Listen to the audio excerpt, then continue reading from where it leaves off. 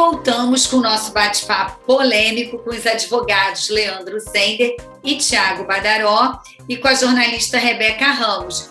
Queria que vocês falassem também da questão segurança, porque acaba ficando entre e sai nos condomínios. E a Rebeca tem uma pergunta a fazer também, não é, Rebeca? Isso, eu queria saber do Leandro e do Tiago o seguinte: para evitar esse tipo de situação, os novos condomínios, a tendência é que os novos condomínios venham então já com suas convenções estabelecendo a proibição ou não dessas locações por aplicativo? Exatamente. Essa, na verdade, nem só a tendência, mas como a recomendação jurídica, né? Já que já temos agora uma posição já do STJ, pelo menos um direcionamento do STJ, a recomendação é que os novos condomínios já abordem essa questão de forma específica na própria convenção. Tá? Ok. Você complementa alguma coisa? Assim, Tiago, você acha que tem mais algum reforço? Na verdade, a intenção é sempre que a gente preze pela coexistência harmônica de todos os moradores do condomínio. E quanto mais normas a gente conseguir adequar a realidade daquele condomínio, eu sou muito partidário da situação de que cada condomínio ele tem uma natureza, uma cultura própria, quase que como uma impressão digital, né? Nós temos as nossas, e cada um tem uma de forma diferente, os condomínios seguem na mesma sistemática, né? Então, quanto mais puder estar previsto nas convenções, desde a sua instituição, para a gente é melhor.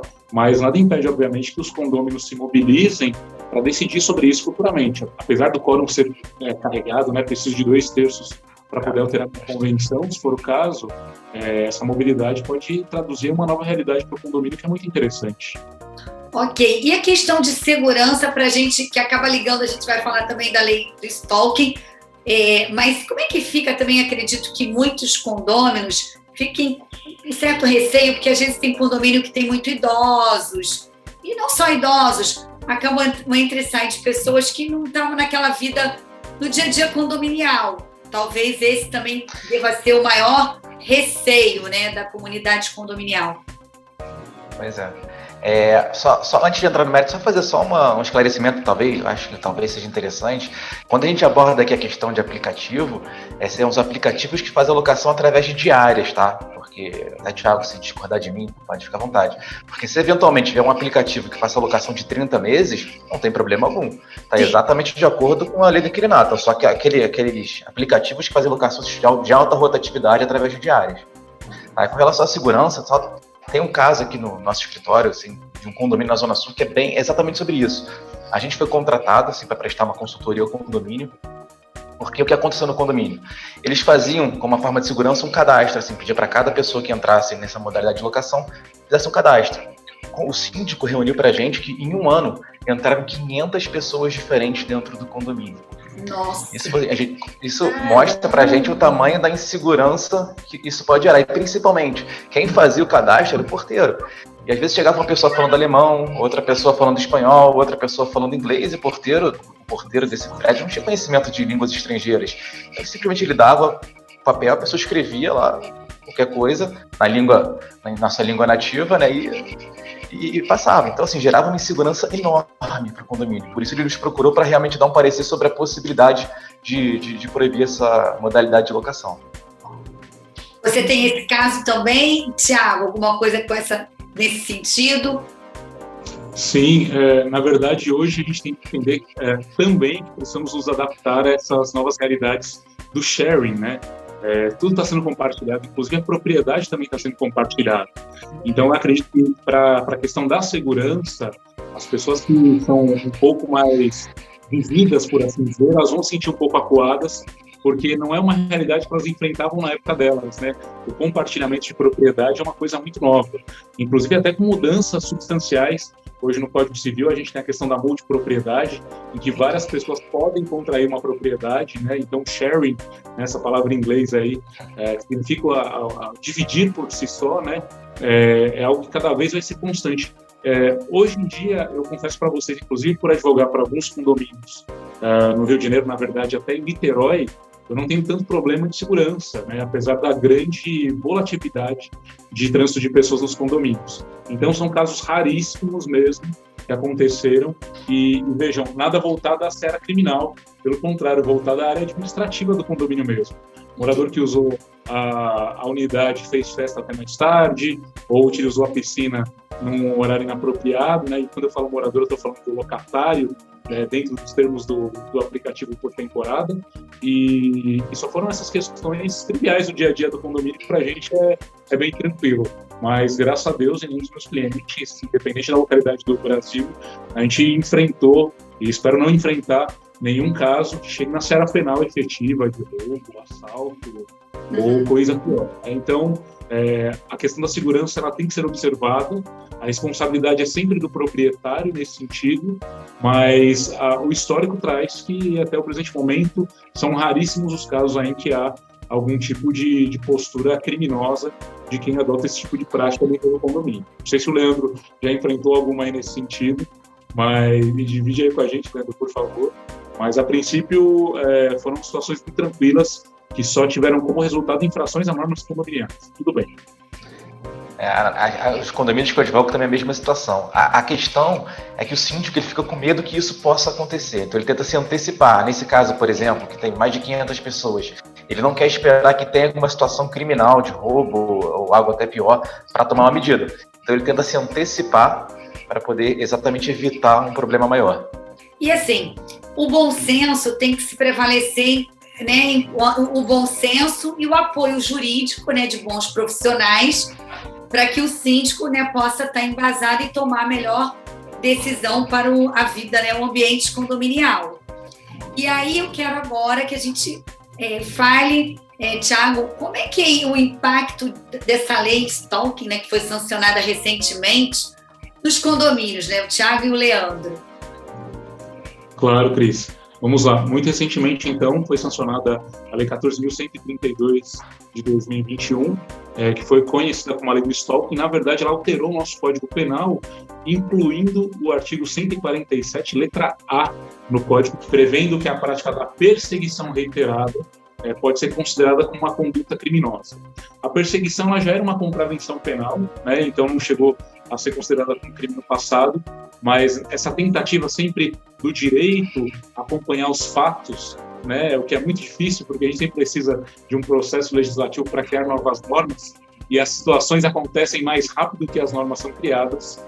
Hoje nós temos aí o caso da criação da Lei do Stalking, que é o novo artigo 147A do Código Penal. Então, ela prevê que a perseguição reiterada, no sentido de eu impedir, às vezes, a mobilidade física da pessoa, eu criar algum tipo de constrangimento àquela pessoa, ou até mesmo ferir a moral daquela pessoa, pode causar o crime de stalking, o crime de perseguição, e aí as medidas penais têm que ser adotadas.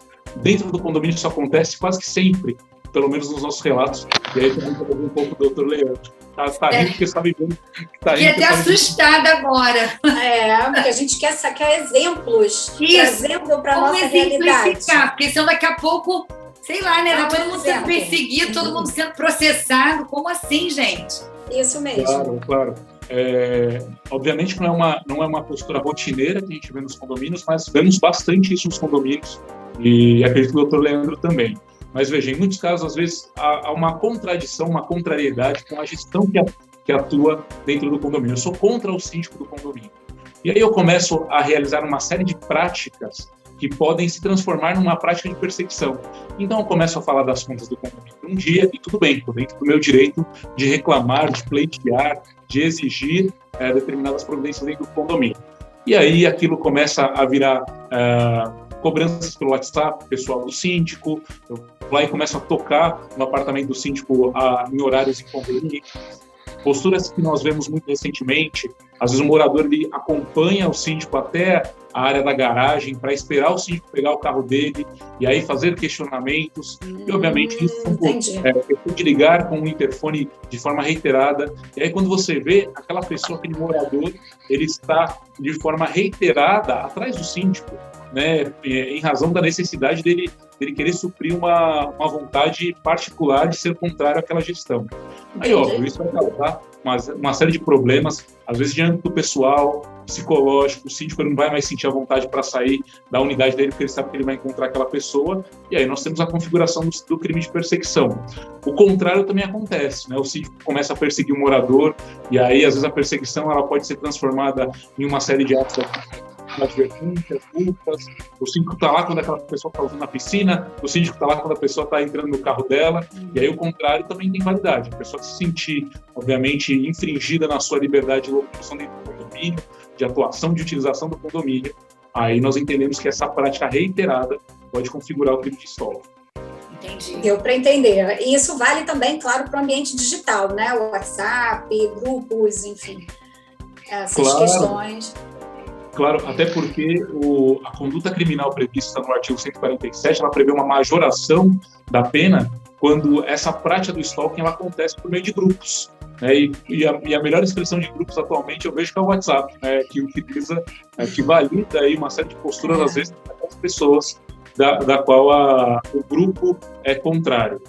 Também há uma majoração de pena para as mulheres que são perseguidas em razão da sua condição, enquanto assim que as mulheres a gente não vê sendo perseguidas, né? E às vezes o perseguidor, por assim dizer, ele sente a vontade em fazer essa prática tão negativa pelo fato da síndica ser uma mulher, e também a majoração pelo fato da pessoa ser idosa.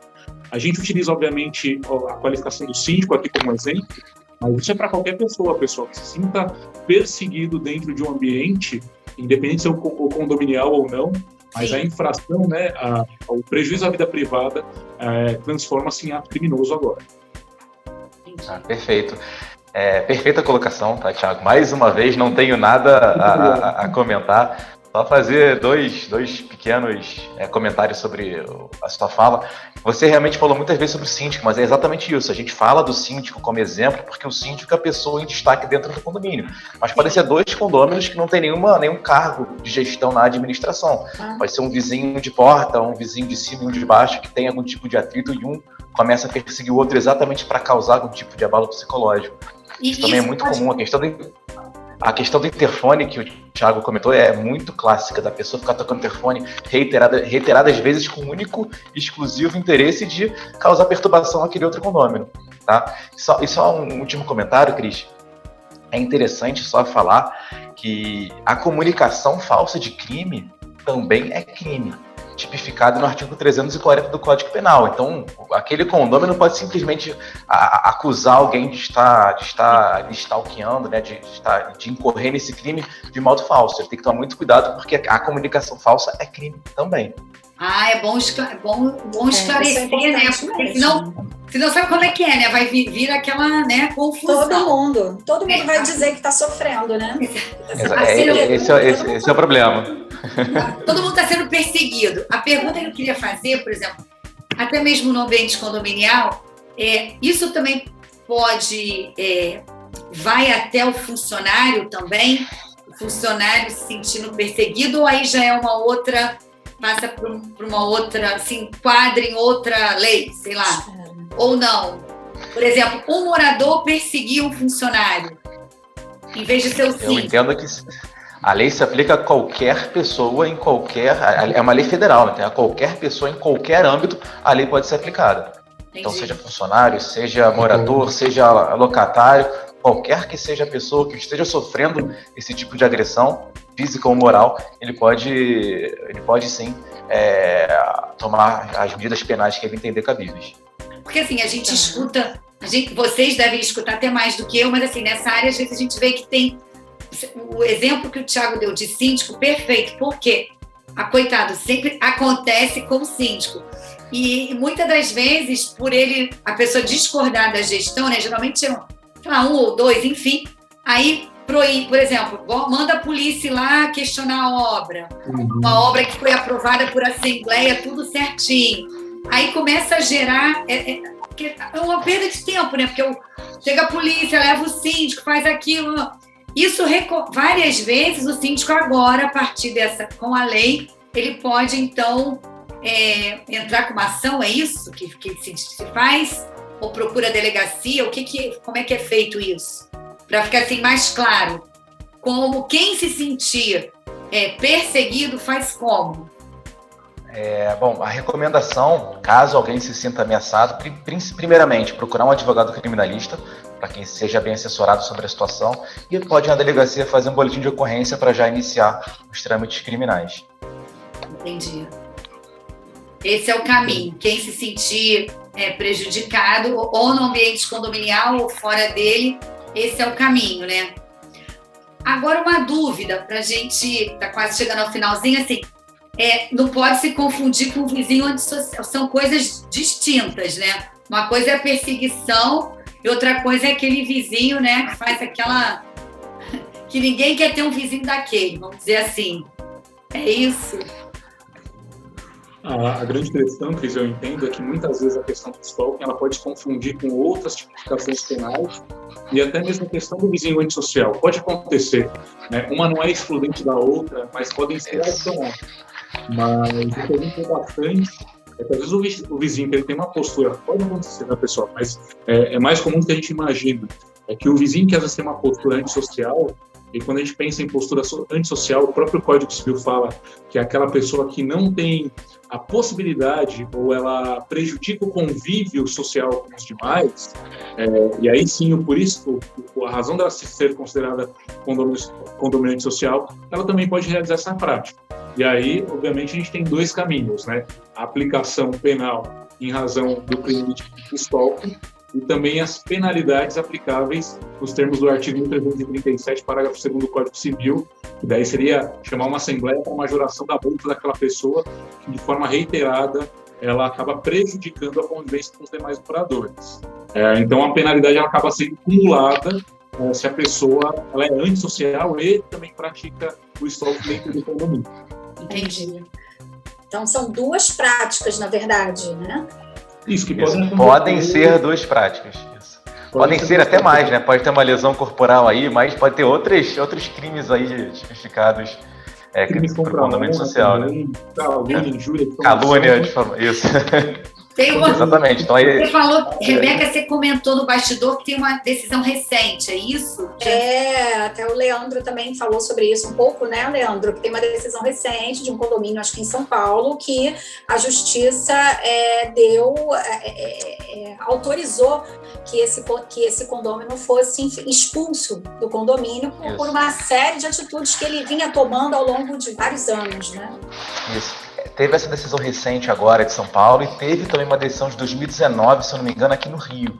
São de decisões da justiça que expulsam esse condomínio antissocial do condomínio e possibilitam que ele continue utilizando o imóvel. A situação aqui do Rio de Janeiro, o que o condomínio estava fazendo? Ele estava permitindo a entrada de pessoas desconhecidas, moradores de ruas, e pessoas assim para utilizar, para poder se drogar dentro do condomínio. Então estava causando um constrangimento e um perigo enorme para os demais condôminos. Então o condomínio entrou com uma ação para proibir o ingresso dele no condomínio e conseguiu uma decisão judicial nesse sentido. Ou seja, o ambiente condominial é polêmico, né? De tudo que... Atualmente, os condomínios são até, às vezes, maiores que cidades, algumas cidades que a gente tem aí pelo interior, de tanto unidades, enfim. Então, vocês, profissionais especializados nisso, assim, seria bom que o bom senso prevalecesse, mas nem sempre prevalece. E aí, vocês têm que entrar em ação, é isso? A gente trabalha, exatamente. Não tem jeito. E tem mais para a gente encerrar. Tem algum outro tema polêmico que, de repente, a gente não tem tempo de falar de todos, mas que vale a pena a gente comentar rapidinho, que temos poucos minutinhos? Aqui em São Paulo, que pega bastante a questão da utilização de máscaras nas áreas comuns do condomínio. Sim, com multa ou não multa? Boa, e aí? Multa ou não multa? E se eu te falar, depende. Depende? Muito bom. Depende, sim. Também eu acho que teve um caso desse, que a juíza deixou as áreas abertas, autorizou, né, que as pessoas usassem as áreas livres, por entender que o condomínio era muito grande, não tinha perigo que eles ficassem ali utilizando. Então, assim, é uma coisa que realmente vai depender de cada caso, né? Aqui muito recentemente em São Paulo, o prefeito Bruno Covas, ele soltou uma nota no site da prefeitura informando que a adequação das normas de vigilância sanitárias ficariam por liberdade por cada condomínio, né? Cada condomínio ficaria responsável pela aplicação dessas normas. E o que de certa forma não é inverdade, porque, como eu falei para vocês no começo, e até o próprio Leandro concordou, eu preciso de uma previsão nas normativas internas do condomínio para eu criar vínculos obrigacionais. Então, assim, não quer dizer que não é para usar máscaras, ou eu tenho a liberdade de tirar máscara dentro das áreas comuns do condomínio, mas o síndico só poderia aplicar as penalidades administrativas de advertência e multa se houver uma previsão legal, a convenção, um regimento ou alguma decisão de assembleia que preveja sobre essa questão.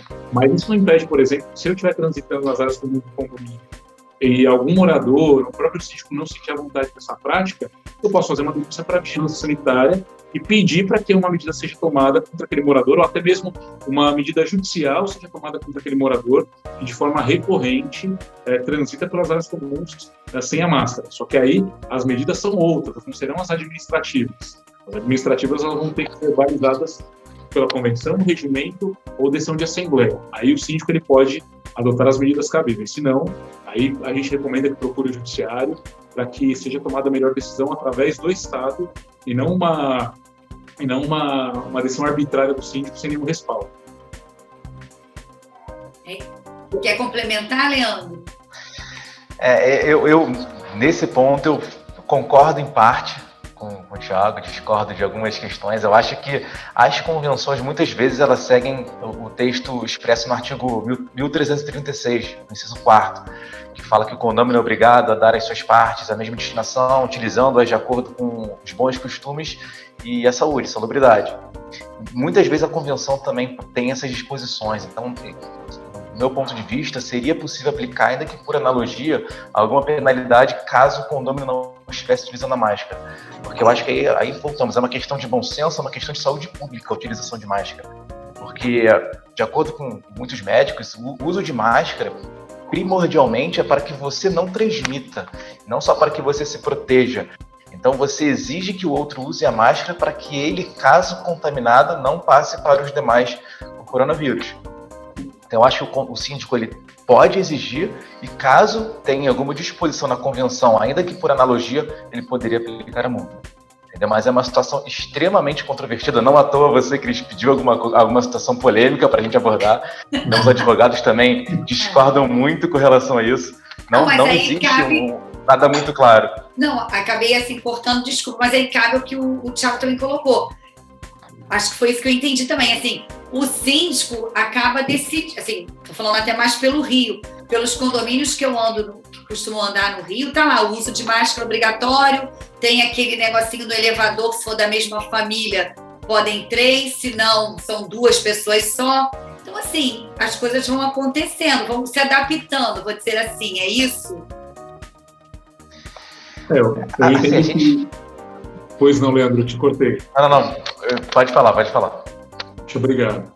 Bom, eu entendo que muitas das normas que são aplicáveis hoje, e talvez eu acredito que o Leandro discorde de mim, mas muitas normas são aplicáveis hoje para a prevenção do coronavírus, que são de âmbito totalmente público, em tese não se aplicariam para condomínios. E aí o Leandro colocou muito bem a questão de que a nossa vivência dentro do condomínio ela tem que preservar a saúde, a segurança e o sossego dos moradores. São os 3 bases aí que a gente tem como pilares de convivência harmônica. Perfeito. Dentro dessa premissa, a utilização de uma norma de forma interpretativa, ela pode ser a base para o advogado defender aquela tese no judiciário. Porém, o meu receio, e aí a minha insegurança, passando aí informações para os clientes, é que sem uma assembleia, pelo menos para deliberar sobre esse tipo de postura e gerir as normas administrativas do condomínio sobre a questão do coronavírus, isso pode ser motivo de discussão no judiciário. Se vai ganhar, se vai perder, qual vai ser o desfecho, isso nenhum advogado consegue dizer. Mas o máximo que eu puder preservar e evitar uma discussão no judiciário para o meu cliente, e entendo perfeitamente, talvez seja o posicionamento do Dr. Leandro, eu prefiro seguir o arroz com feijão e seguir o básico para que não haja nenhum tipo de discussão desnecessária. Mas aqui em São Paulo, perfeitamente dessa forma. Tem colegas que conseguem êxito no judiciário, aplicando de forma análoga as normativas públicas, assim como tem colegas que não têm obtido êxito em fazer a mesma proposta, e aí a gente acaba arrastando as discussões para os tribunais superiores. Bom. Então, vamos lá. Concordo também, agora, uma boa parte para você, o objetivo é sempre evitar uma discussão judicial, né? Então, quando eu dou a posição para o meu cliente, eu alerto de todos os riscos. Se você pode multar, mas obviamente nada impede que esse condômino que seja multado ingresse com uma ação. Então, o síndico ele está ciente dos riscos. A grande questão qual é? O nosso ordenamento jurídico ele não estava preparado para essa pandemia. Hoje em dia, até já tem um ano, um pouco mais de um ano desse novo mundo, né? Mas lá atrás, quando isso começou, ninguém sabia o que fazer. Ninguém sabia como agir. E o Código Civil ele não falava praticamente nada sobre uma situações como essa. Então, lá atrás não tinha como fazer assembleia. Hoje em dia, veio a Lei 14.010, que possibilitava assembleia virtual, e hoje em dia tem até uma situação mais concreta, assembleia híbrida, mas lá atrás era uma situação totalmente atípica. Como fazer uma assembleia para conseguir aprovar a pena para caso a pessoa não use a máscara? Então, em um determinado momento, não tinha uma possibilidade de convocar uma assembleia para aplicar multa. E lá atrás, então, principalmente lá atrás, eu falava, não, aplica multa. Até porque a gente estava numa situação extremamente perigosa pelos altos números. Hoje em dia a gente já consegue, tem algumas decisões judiciais basando pelo sim e pelo não, caso você queira, como você quiser orientar seu cliente. Mas a situação é essa, assim, eu oriento que pode aplicar a multa, ciente dos riscos de um eventual litígio judicial futuro. Mas aí fica a critério do síndico assumir o risco ou não. Tá. Bom, teríamos muitos outros assuntos, mas chegamos ao final. Eu quero agradecer, já deixar um convite aqui para que a gente possa, de repente, no próximo, daqui a um mês, se reunir de novo com novos temas, porque assim, foi muito gratificante. Muito obrigada por vocês terem participado, que vocês possam voltar mais vezes. Obrigada, Cris. Obrigada, Leandro. Obrigada, Thiago. Muito obrigada. Obrigado, Cris. Obrigado, Rebeca, Thiago. Prazer te conhecer, né? Já virei fã. E espero estar com você em novas entrevistas, novos eventos. Muito obrigado. Eu que agradeço a simpatia de todos vocês, Dr. Leandro, Rebeca, Cris. Obrigado de coração pelo convite e até a próxima oportunidade. Um abraço a todos. Bom, gente, ficamos por aqui e voltamos na próxima semana. Um beijo a todos.